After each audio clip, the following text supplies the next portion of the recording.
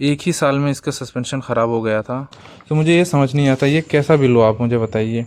मतलब मैनुअली आप लिख के दे रहे हो, आधा यहाँ पे करके दे रहे हो, वो इतना घपला चलता है ना। मैं ये फोर्थ सर्विस में आपको अच्छे से बताता हूँ कि इसमें घपला क्या हुआ है।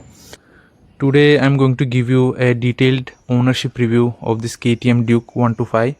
ये KTM की फ्लीट की सबसे छोटी डिस्प्लेसमेंट की बाइक है। इसको मैं 2 साल से यूज़ कर रहा हूँ। मैं आपको इसकी स्पीडोमीटर दिखा देता हूँ कितना टोटल चला हुआ है। सो ये 20,641 किलोमीटर्स टोटल रन कर चुका है। And this is the perfect time to share with you my ownership experience with this bike. ये मैंने 2022 की सितंबर को ख़रीदा था, 14 तारीख को, और अभी 2024 सितंबर चल रही है। ये पूरा 2 साल हो चुका है इसका। तो मैं इस वीडियो में आपको इस बाइक के रिलेटेड सर्विसिंग के बारे में और इस बाइक में क्या क्या दिक्कत आया है, और अगर आप इस बाइक को लेने वाले हो इसमें क्या क्या एडवांटेजेस है, वो सब आपको बताने वाला हूँ। सो इसका जो प्राइस मुझे पड़ा था ऑन रोड 2,16,000 सारा एक्सेसरीज़ मिला के।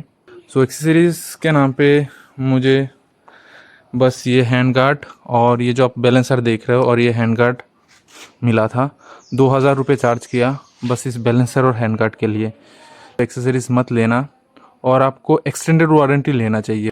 वो क्यों लेना चाहिए मैं आपको आगे जाके बताने वाला हूँ। सो पहले मैं बातें करता हूँ इस बाइक की स्पेसिफिकेशन के बारे में। ये जो इंजन है ये 124.721 सीसी की है। ये यहाँ पे लिखा भी गया है, मैं आपको दिखा भी देता हूँ। ये देखिए 124.721 सीसी लिखा गया है यहाँ पे। सो ये जो इंजन है ये मैक्स पावर आपको जनरेट करके देगा 14.5 PS की 9,250 RPM पे, और मैक्स टॉर्क जनरेट करता है 12 न्यूटन मीटर्स की 8,000 RPM पे। और ये जो इंजन है liquid cooled 4 volt 4 stroke DOSC plus 6 speed gearbox के साथ आता है। और इंडिया में 125 में ना ही 6 स्पीड आता है ना ही इतना पावर कोई जनरेट करता है। सो नेक्स्ट आते हैं इसकी सस्पेंशन पे। ये देखिए एल्यूमिनियम स्विंग आर्म्स आती है, और इसमें फ्लोटिंग कैलिपर्स भी दिया गया है वाइब्रे की तरफ से। 230 mm डायमीटर के साथ आता है इसकी जो डिस्क प्लेट है। सामने भी आपको वाइब्रे का ही ब्रेक मिलता है, लेकिन सामने का ब्रेक और भी एडवांस है। ये देखिए रेडियली माउंटेड कैलिपर्स दिया गया है, और इसका जो डायमीटर है डिस्क की वो है 300 mm। और ये जो रेडियली माउंटेड कैलिपर्स होते हैं ये सिर्फ USD फोक्स पे ही लगता है, और आप यहाँ पे देख पाएंगे WP की USD फोक्स दी गई है। ये दोनों तरफ रिफ्लेक्टर दिया गया है। और इसके अगर डायमीटर की बात करूँ तो 43 mm की है, बहुत ही चंकी USDs है। और पीछे भी आपको WP की ही सस्पेंशन मिलता है जो कि है 10 स्टेप एडजस्टेबल मोनोशॉक सस्पेंशन। सो अभी मैं बात करता हूँ इस बाइक की कॉम्पिटिटर की। इंडिया में इसका कोई कॉम्पिटिटर है ही नहीं, क्योंकि ये प्रीमियम सेगमेंट का 125 सीसी है। बाहर इसका कॉम्पिटिटर बिकता है जैसे कि सुजुकी GSX-R 125, फिर आता है MT 125, फिर आता है होंडा CBR 125R। अभी बात करता हूँ इसमें क्या क्या मॉडिफिकेशन मैंने कराया हुआ है। अगर आप देख पाएंगे तो मैंने इस पर सिर्फ ब्लिंकर से लगाया हुआ है, बाकी सब कुछ स्टॉक ही है। आप देखो ये सारी गार्ड भी मैंने नहीं उतारा, लोग तो सारी गार्ड वगैरह उतार देते हैं। सो बस ये ब्लिंकर्स मैंने लगाया हुआ है, ऑनलाइन से मंगवा के खुद ही लगाया था। कपलर टू कपलर है, कोई वायर से मैंने छेड़खानी नहीं किया है। और अगर इसकी माइलेज की बात करूं तो माइलेज तो % टू % डिपेंड करता है। हाईवे पे अगर आप चलाओगे लंबा स्ट्रेच करके तो 40 मिल जाता है। सिटी पे अगर चलाओगे तो 40 मिलना बहुत ही मुश्किल है, 35 तक आप समझ लो। और इसकी जो टैंक है वो 13.5 लीटर्स की है। अब बात करते हैं सिटी ट्रैफिक पे जो हीटिंग वगैरह का कुछ इशू है कि नहीं। इसकी इंजन हीट करता है लेकिन उतना ज़्यादा नहीं। सिटीज़ पे अगर आप इसको 1 या 2 गियर पे चला के रन करोगे तभी जाके इसका फ़ैन ऑन होता है, वो भी बहुत कम, और तुरंत कूल भी हो जाता है क्योंकि ये छोटा सीसी का इंजन है। और रेडिएटर देखिए कितना बड़ा है, 390 पे भी यही वाला रेडिएटर आता है, तो आप समझ सकते हो इसका कूलिंग पावर कितना ज़्यादा है। और ये मुझे लगता है कि KTM की जितनी भी सारी बाइक है सबसे ज़्यादा स्मूथ यही वाला है। सो अभी बात करते हैं इस बाइक की डिसएडवांटेजेस के बारे में। सो पहला जो डिसएडवांटेज मैं बोलना चाहूँगा वो है इसकी चेन नॉइज़। वैसे तो KTM की हर बाइक पे चेन की नॉइज़ आती है, लेकिन मुझे इस बाइक पे थोड़ा एक्स्ट्रा साउंड लगता है, खट खट की आवाज़ आती है। वैसे अगर स्मूथ सरफेस पे चलती है हाईवेज़ पे तब तो नहीं आता, जैसे ऊबड़ खाबड़ रास्ता आने लगता है वैसे ही ठक ठक ठक ठक करके आवाज़ आती है। Just like this. लेकिन आई डोंट नो ये आवाज़ आता कहाँ से, तो मुझे लगता है कि चेन से ही आता होगा, क्योंकि शोरूम पे भी मैंने सारे पैनल को टाइट करवा लिया हूँ। पहले मुझे लगता था कि शायद किसी पैनल का रेटलिंग का आवाज़ हो, लेकिन मैकेनिक जो था वो भी फिगर आउट नहीं कर पाया, उसने सब कुछ करके दिया। और घर पे भी मैं सब कुछ ऐसे पकड़ के देख लिया, कहीं से भी कुछ भी आवाज़ नहीं आता। तो मुझे लगता है कि ये चेन का ही आवाज़ है। तो नंबर 2 डिसएडवांटेज मेरे लिए है इसकी लाइट्स, मतलब हेलोजन लाइट्स। तो 2,16,000 में आपको हेलोजन लाइट मुझे नहीं लगता कि देना चाहिए। अब तो 200 पे एलईडी मिल चुका है, लेकिन 125 पे अभी भी 2024 पे भी हेलोजन ही मिलता है। सो वो एक डिसएडवांटेज है। और थर्ड नंबर डिसएडवांटेज है इसकी ब्रेक्स मतलब इसकी जो एवीएस है, इसमें सिर्फ सिंगल चैनल एवीएस मिलता है। वैसे तो ब्रेक्स बहुत ही अच्छे हैं, एक नंबर ब्रेक है, बट इसकी एवीएस सिंगल चैनल मिलता है। ये देखिए सामने एक एवीएस की रिंग है, वैसे पीछे भी एक एवीएस की रिंग मिलता है। ये एवीएस का रिंग नहीं है, ये एक्चुअली आरएलपी सेंसर की रिंग है। Rear wheel lift off protection, ground clearance 155 mm की ग्राउंड क्लियरेंस है। और ये है इसकी बैश प्लेट। वैसे इस बैश प्लेट के लिए एकदम नीचे टकराता नहीं है, फिर भी यार कैसा लगता है। अगर आप अकेले जाओगे फिर शायद ना लगे, लेकिन पीछे अगर किसी को बिठा लोगे तो हर कोई स्पीड ब्रेकर पे ये बाइक टिकनी है नीचे से। सो ये दिल पे लगता है, दिल से बुरा लगता है भाई। सो फिफ्थ अगर मैं डिसएडवांटेज की बात करूं तो है इसकी इनिशियल पिकअप। ये बाइक क्या है ना, बहुत ज़्यादा भारी है। इसकी कर्व वेट है 159 kg की, और पेट्रोल डलवा लोगे तो और ज़्यादा बढ़ जाती है। और अगर उसमें ऊपर कोई 60 या 70 किलो की इंसान बैठ जाता है, फिर तो समझ ही जाओ कितना भारी है ये बाइक। और इसका टॉर्क है सिर्फ 12 न्यूटन मीटर्स की। तो क्या है कि इनिशियली ये इतना अच्छे से पिक नहीं कर पाता है। जैसे कि दूसरे केटीएम क्या होता है कि उनमें इनिशियली पावर जो है बहुत ज़्यादा होता है, लेकिन इस बाइक के साथ ऐसा नहीं है। लेकिन मिड रेंज इसका अच्छा है, जैसे 5000 आरपीएम क्रॉस करता है ये एकदम रॉकेट की तरह भागने लगता है, तब लगता ही नहीं है कि कोई आप 125 सीसी की बाइक चला रहे हो। अब बात करते हैं इसकी एडवांटेजेस के बारे में। तो अगर इसकी एडवांटेज की बात करूं तो सबसे पहले ब्रेक्स। इसकी ब्रेक्स बहुत ही अच्छे हैं despite being single channel ABS. चाहे आप जितने भी स्पीड पे ब्रेक करो एकदम तुरंत रुक जाता है। वैसे आपको पीछे का ब्रेक तो ज़्यादा यूज़ करना नहीं चाहिए, 70-30 की रेशियो में ब्रेक प्रेस करना चाहिए। सामने का ब्रेक 70% प्रेस कीजिए और पीछे का 30%, तब जाके आपकी बाइक बहुत अच्छे से रुकेगी और कोई स्किड वगैरह नहीं करेगा।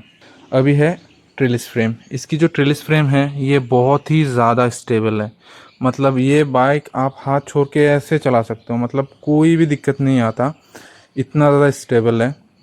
और WP की सस्पेंशन भी एडवांटेज में ही है, क्योंकि ये कॉर्नरिंग के टाइम पे इतना ज़्यादा कॉन्फिडेंस देता है कि आप बहुत आराम से कॉर्नरिंग कर लोगे। और हाई स्पीड पे भी बहुत ज़्यादा स्टेबल रहता है इतने बड़े बड़े चंकी USD फोक्स के लिए।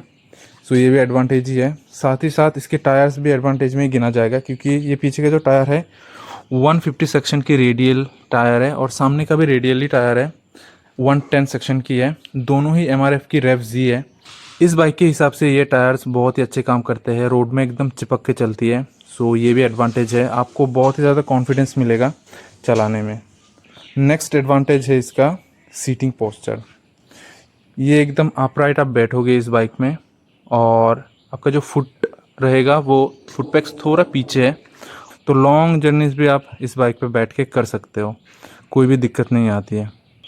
नेक्स्ट एडवांटेज रहेगी इसकी लुक्स।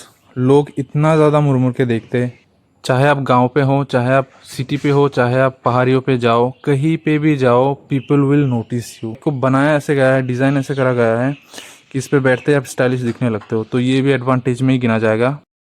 और मुझे KTM का एडवांटेज लगता है इन लोगों की हॉस्पिटलिटी।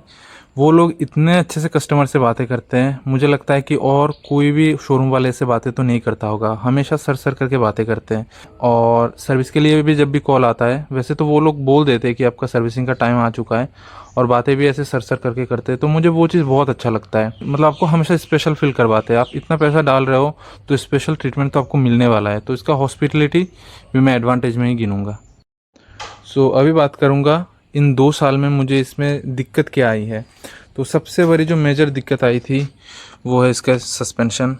एक ही साल में इसका सस्पेंशन ख़राब हो गया था। सो आई डोंट नो ये कैसे ख़राब हुआ, क्योंकि मैं मोस्टली अकेला ही राइड करता हूँ, पीछे किसी को बिठाता ही नहीं हूँ, फिर भी ये सस्पेंशन जा चुका था। फिर जब मैं शोरूम वालों से बातें किया तो मुझे लगा कि 1 साल के अंदर ख़त्म हुआ है तो मैं उसको वारंटी के तहत ठीक करवा लूँगा। लेकिन वो लोग इतना लेट कर रहे थे, तो वो लोग लेट कर करके मतलब उनका ऐसा था कि इसको पेड में करवाए इसकी जो सर्विसिंग है। लेकिन इस पे मेरा लकीली एक्सटेंडेड वारंटी मैंने ले रखा था, तो इसकी तहत मैंने ये लगवा लिया था। लेकिन वो भी मतलब ऐसे लगा नहीं पाया, बहुत ज़्यादा कॉल करना पड़ गया मुझे। केटीएम की जो ऑफिशियल नंबर होती है आपको मैं प्रोवाइड करवा दूंगा, अगर आपको भी कोई दिक्कत आता है तो वहाँ पे कॉल करके कंप्लेंट डाल सकते हो। तो वहीं पे मैंने कंप्लेंट कर करके ये इंस्टॉल करवाया। सो ये मैं बोल रहा था, अगर आप बाइक लेते हो तो एक्सटेंडेड वारंटी लेना, और इसकी जो एक्सेसरीज का पैकेज है वो मत लेना। पकड़ लो मेरे जैसा अगर आपके साथ ऐसा कुछ हो जाता है, तो अगर आपके पास एक्सटेंडेड वारंटी रहेगी तो आप वारंटी के तहत क्लेम करके चीज़ें कर सकते हो। तो अभी बात करते हैं केटीएम की सर्विस एक्सपीरियंस के बारे में। सो मैंने टोटल 4 सर्विस करवाया हुआ है इस बाइक का। पहला 3 सर्विस तो फ्री सर्विस होता है, और लास्ट सर्विस 4th सर्विस था पीरियडिक सर्विस। तो पेड सर्विस मैंने 1 कराया और टोटल 3 सर्विस कराया जो फ्री पे आता है। लेकिन वो फ्री तो नाम का ही होता है, बस लेबर चार्ज देना नहीं पड़ता है, बाकी जितने भी सारे चीज़ें लगा के देंगे उसका तो चार्ज आपको पे करना ही पड़ता है।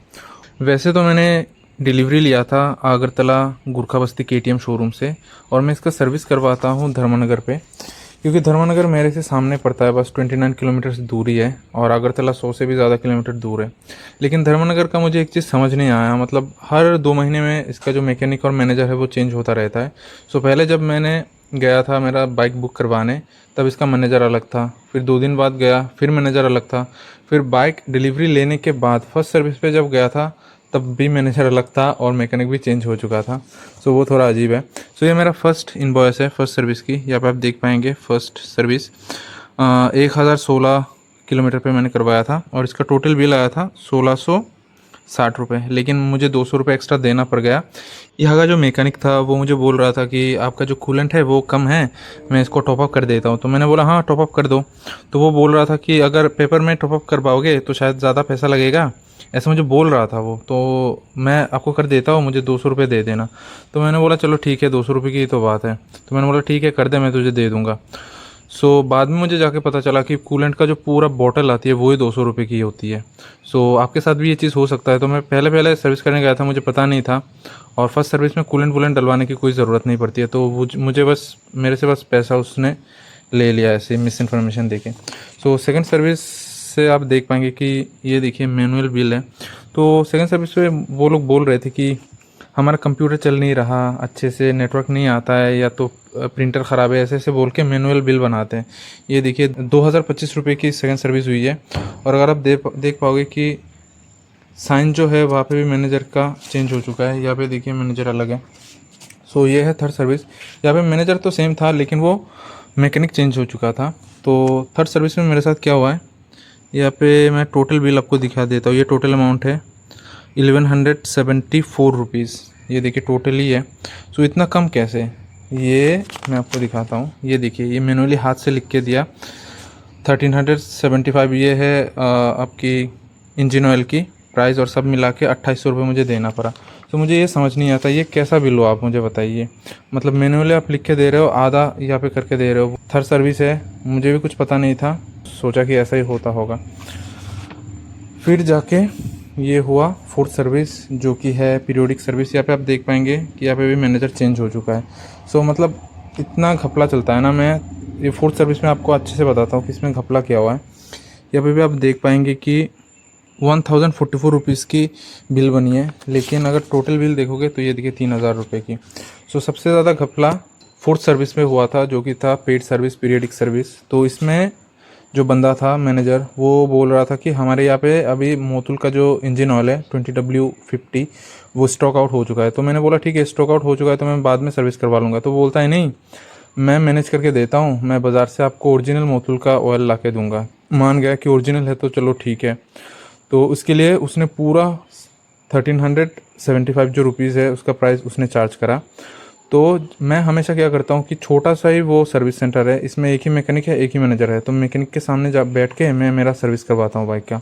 तो उस दिन वो मैनेजर मुझे बार बार बुला रहा था, लॉबी पे लेके गया और बोल रहा था मेरे बाइक के बारे में, बस पूछ रहा था। तो इतने में ही मैकेनिक आके बोल रहा था आपका सर्विस हो चुका है। तो इतना जल्दी कर दिया था, वो तो बात नहीं है। तो जैसे ही मैं गया सर्विस सेंटर पे वर्कशॉप पे, तब देखा कि मेरा जो इंजन ऑयल है वो मतलब मोटुल का जो इंजन ऑयल होता है वो बेसिकली रेड कलर की होती है, लेकिन इसमें उन लोगों ने मोटुल का तेल नहीं डाला था, क्योंकि जब मैंने इसको डलवाया था तब पेल येलो टाइप की कलर हो रखा था और मोटुल का कलर होता है एकदम रेड कलर की।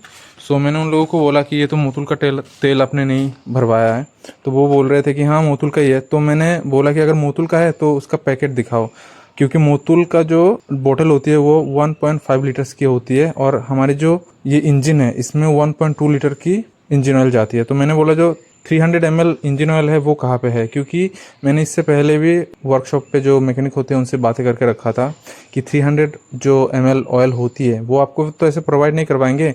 अगर ऐसे बाइक चलाते चलाते क्या होता है कि सूख जाता है इंजन ऑयल, तब अगर आप शोरूम पे आओगे तो फ्री ऑफ कॉस्ट वो टॉप अप करके देते हैं। सो मैंने बोला कि 300 ml कहाँ पे है, तो वो लोग बोल रहे थे कि 1.5 लीटर ही डाल दिया। तो तब मुझे एकदम कैसे लगने लगा कि क्या ही बहस करूँ उनसे, अभी मतलब दो ही लोग हैं, चीटिंग कर रहे थे, तब तो पूरा पता लग गया था मुझे। सो तब मैं उनका जो भी बिल बनता था मैं वो बिल दे के आया और उसके बाद से मैं सर्विस नहीं कराया हूँ, मेरा सर्विस पेंडिंग पड़ा हुआ है। अगर आप यहाँ पे देख पाओगे तो सर्विस का मैं आपको दिखा देता हूँ।